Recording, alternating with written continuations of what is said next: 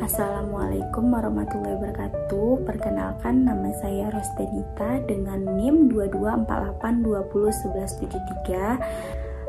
Yang pertama yaitu ada pengertian dari nutraceutikal adalah zat atau produk yang berasal dari makanan namun memiliki manfaat medis atau kesehatan, termasuk pencegahan atau pengobatan penyakit. Istilah ini berasal dari gabungan kata nutrisi dan farmasi dan sering digunakan untuk produk seperti suplemen makanan atau makanan fungsional. Nutraceutikal di era postgenomik yaitu terdapat 3 faktor, yaitu yang pertama variabilitas dosis yang dikonsumsi dalam makanan akibat faktor-faktor jenis kelamin, usia, lingkungan, dan lain-lain. Interaksi antara reseptor ligan merupakan landasan utama dalam nutraceutikal. Makanan mengandung banyak zat yang dapat mengingat reseptor, diantaranya asam eicosapentaenoat yang terkandung dalam minyak ikan, devlavin yang terkandung dalam teh untuk anti-apoptosis, BC12, kurkumin, dan asam ursolat menjadi jalur apoptosis dalam sel tumor. Yaitu selanjutnya ada fitokimia. Pengertian fitokimia merupakan bahan kimia kompleks yang ditemukan di dalam tanaman, terutama buah-buahan dan sayuran. Fitokimia yang memiliki khasiat antioksidan cenderung berwarna terang karena mengandung kromotor, yakni sejumlah karbon single bonded dan double bonded yang saling bertukar-tukar. Fitokimia terutama merupakan bahan kimia kompleks pada buah-buahan dan sayur. Fotokimia dengan khasiat antioksidan berwarna terang karena mengandung kromotor, sayuran berwarna hijau mengandung klorofil. Selanjutnya ada fitokimia karotenoid. Separuh dari 50 karotenoid diserap ke aliran darah. Karoten dapat melindungi dari kanker hati dan paru-paru. Pemanasan pemotongan sayuran dapat melepaskan karotenoid. Di dalam aliran darah, karotenoid diangkut ke partikel kolesterol kaya lipat. B-karoten dapat diubah menjadi vitamin A yang merupakan suatu antioksidan yang melindungi dari radikal bebas. A-karoten senyawa di dalam buah-buahan dan sayuran berwarna. Di sini ada 2, ada likopen dan lutein dan zeaxanthin. Likopen itu manusia tidak dapat membuat likopen, jadi harus mengonsumsi buah-buahan. Likopen memiliki kemampuan mengikat oksigen bebas, mengatur komunikasi gap junction antar sel. Kalau lutein adalah suatu santrofil dan satu dari 600 karotenoid di dalam sayur berdaun hijau sebagai nutrisi mata.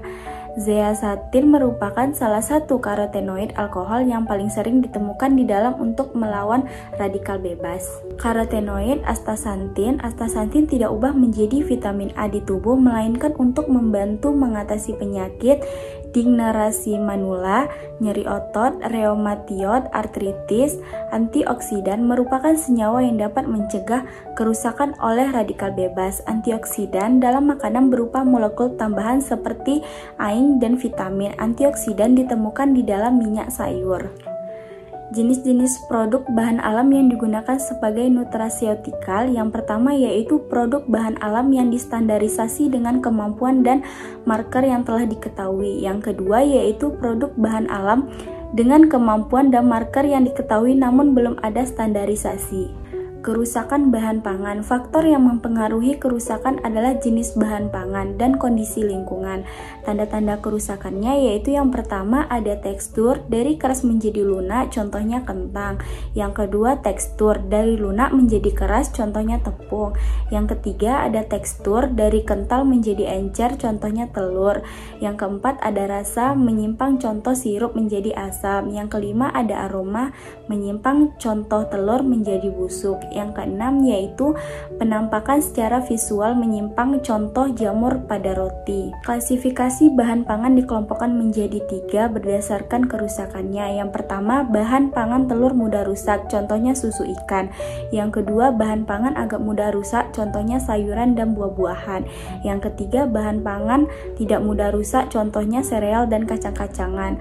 Bahan pangan dapat mengalami kerusakan karena pertumbuhan mikroba, aktivitas enzim, aktivitas serangga atau parasit, kandungan air dalam bahan pangan, suhu udara, sinar, dan waktu penyimpanan Jenis kerusakannya diantaranya kerusakan mikrobiologis, mekanis, fisik, kimia, dan biologis.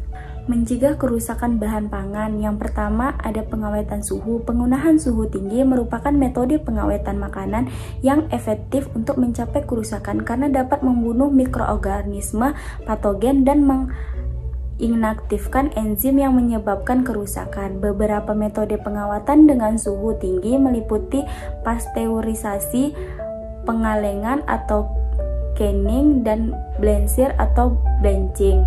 Pengawetan kimia digunakan untuk mencegah kerusakan bahan pangan dengan menghambat pertumbuhan mikroorganisme seperti bakteri dan jamur, serta mencegah oksidan. Beberapa contoh pengawet kimia yang umum digunakan antara lain asam benzoat, asam sitrat, dan nitrit. Ada pengeringan. Pengeringan adalah metode pengawatan bahan pangan yang efektif untuk mencegah kerusakan dengan cara mengurangi kadar air Pertumbuhan mikroorganisme seperti bakteri, jamur, dan ragi akan terhambat sehingga bahan pangan menjadi lebih tahan lama. Mungkin sekian penjelasan dari video saya. Jika ada salah, saya mohon maaf. Terima kasih.